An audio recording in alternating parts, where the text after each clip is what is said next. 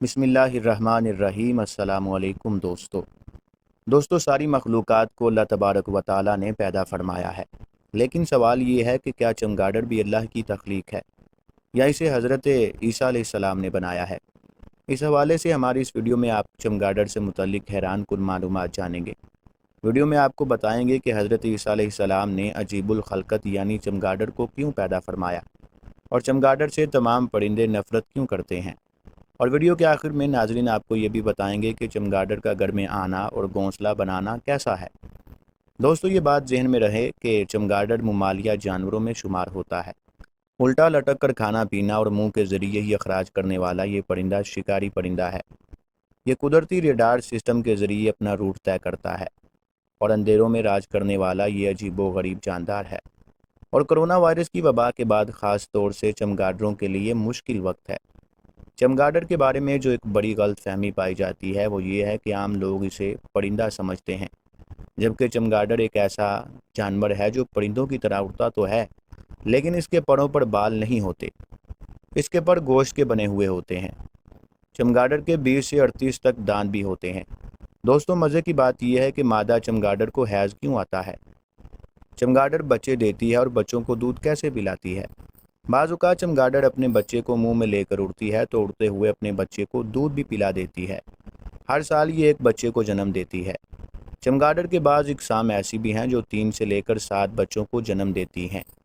چمگادڑ انسانوں کی طرح ہنستا ہے اور مویشیوں کی طرح پیشاب بھی کرتا ہے۔ چمگادڑ کی عمر بھی لمبی ہوتی ہے۔ چمگادڑ کی عمر 10 سال سے لے کر 20 سال تک ہوتی ہے۔ کچھ چمگادڑوں کی عمر 41 سال اور کچھ ہزاروں سال زندہ رہتی ہیں۔ یہ زیادہ تر گرم علاقوں میں رہنا پسند کرتی ہیں، کیونکہ انہیں سردیاں زیادہ پسند نہیں ہوتی۔ دن کی روشنی میں چمگادڑ کو نظر نہیں آتا، اس لیے چمگادڑ رات کے وقت باہر نکلتی ہے، اور رات کے وقت اپنے راستے کا انتخاب کرنے کے لیے چمگادڑ انتہائی تیز آواز نکالتی ہے۔ یہ آواز کسی سے ٹکراتی ہے تو اس کی آواز اس کے کانوں تک پہنچنے میں جتنا وقت لیتی ہے، اس سے چمگادڑ اندازہ کر لیتی ہے کہ رکاوٹ کتنی دور ہے۔ اس طرح سے یہ اپنا ٹھکانہ بھی ڈھونڈ لیتی ہے۔ اس لیے چمگادڑ نکلنے کے لیے سورج کے ڈھلنے کا انتظار کرتی ہے، اور وہی وقت اس کی غذا کا ہے، کیونکہ اسی وقت اپنے رزق کی تلاش میں نکلتی ہے۔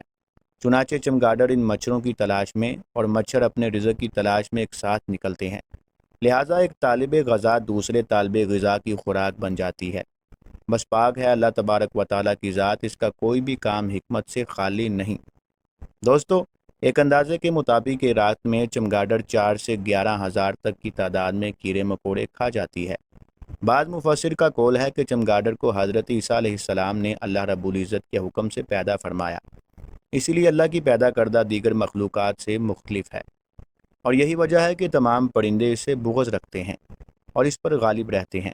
لہذا جو پرندے گوشت خور ہیں وہ اسے کھا جاتے ہیں، اور جو گوشت خور نہیں وہ اسے مار ڈالتے ہیں۔ اڑتے وقت چمگادڑ جس طرف چاہے مڑ سکتی ہے۔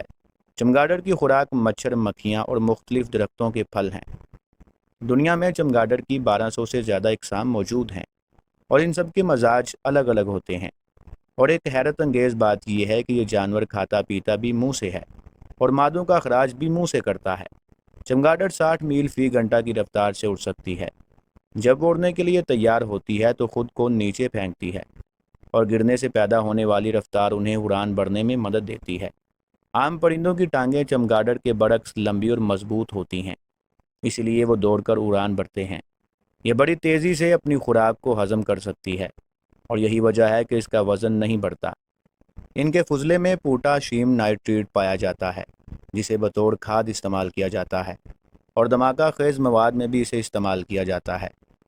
اگر چمگادڑ کے بدن پر چنار کے درخت کا پتا یا شاخ لگ جائے تو یہ سن ہو جاتی ہے اور فوراً نیچے زمین پر گر جاتی ہے۔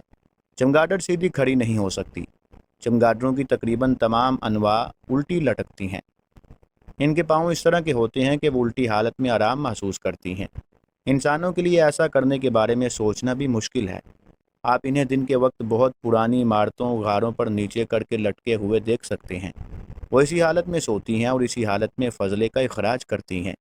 یہ کئی مہینوں تک سوتی رہتی ہیں۔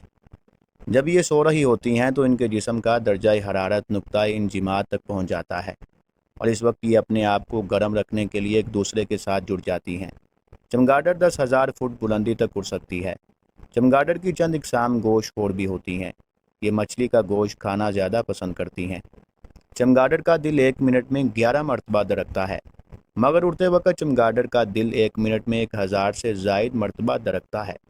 دوستو، اسلام نے چمگادڑ کو حرام قرار دیا ہے، لیکن بہت سے مذاہب میں اسے شوق سے کھایا جاتا ہے۔ دوستو، چمگادڑ کی ایک قسم کو اوڑن لومڑی کہتے ہیں، جسے دنیا کی سب سے بڑی چمگادڑ ہونے کا اعزاز حاصل ہے۔ اس کا وزن 2 پاؤنڈ تک ہوتا ہے اور اس کے پروں کی لمبائی 6 فٹ تک ہوتی ہے۔ یہ چمگادڑ درختوں پر گھونسلہ بناتی ہے اور صرف پھل کھاتی ہے۔ لوگ کہتے ہیں کہ اس کے گھونسلے کی قیمت اربوں روپے ہوتی ہے۔ دنیا کی سب سے چھوٹی چمگادڑ کو امپائر بیٹ کہتے ہیں۔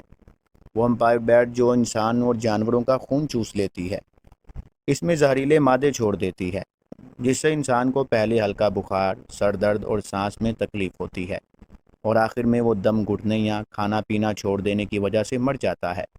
ویمپائر بیٹ ہمیشہ اپنے بچوں کے ساتھ ساتھ یتیم بچے بھی پالتی ہے۔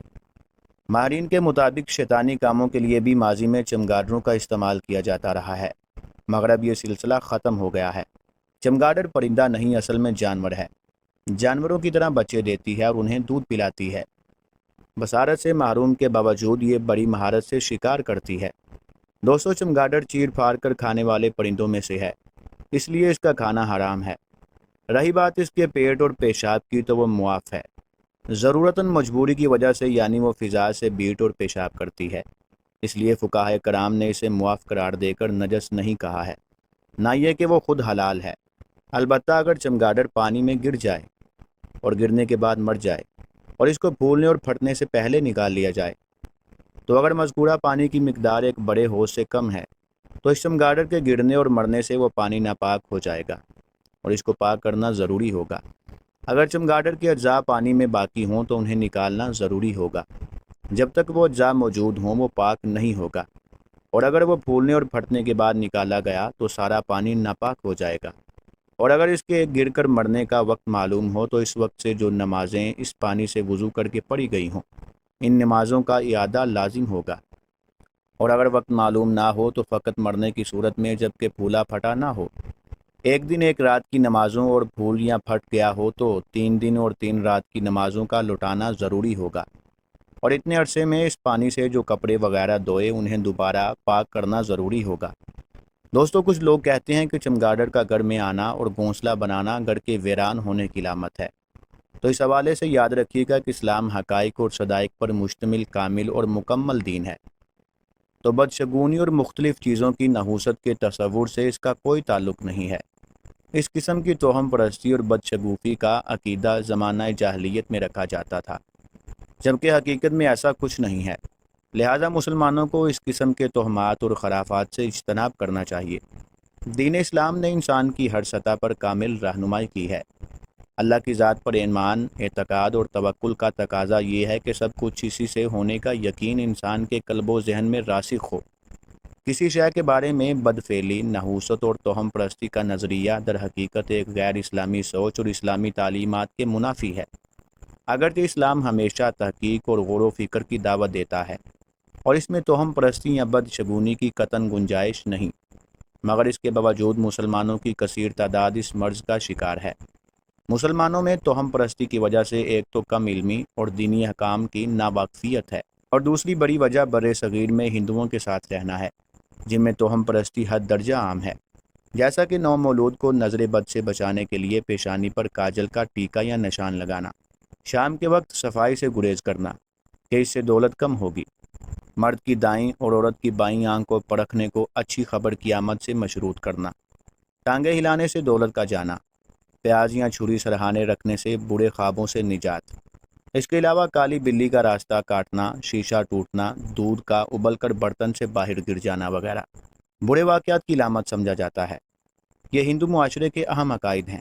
دوستو، حدیث میں آتا ہے کہ جو شخص بھی توہم پرستی اور بدگمانی جیسے برے خیالات سے اعتراض کرے گا تو اس کے لیے نیک اجر ہے، بلکہ حضور صلی اللہ علیہ وسلم نے فرمایا کہ میری امت کے 70,000 لوگ بغیر حساب کے جنت میں داخل ہوں گے۔ یہ وہ لوگ جو جھاڑ پھونک نہیں کرواتے، بدشگونی نہیں لیتے اور اپنے رب پر پورا بھروسہ کرتے ہیں۔ لہٰذا ہماری دعا ہے کہ اللہ تعالی ہم سب کو کامل توکل کرنے والا اور بدشگونی سے اعتراض کرنے والا بنائے، آمین۔ دوستو، مزید اس طرح کی اسلامی ویڈیوز دیکھنے کے لیے ہمارا چینل ضرور سبسکرائب کریں۔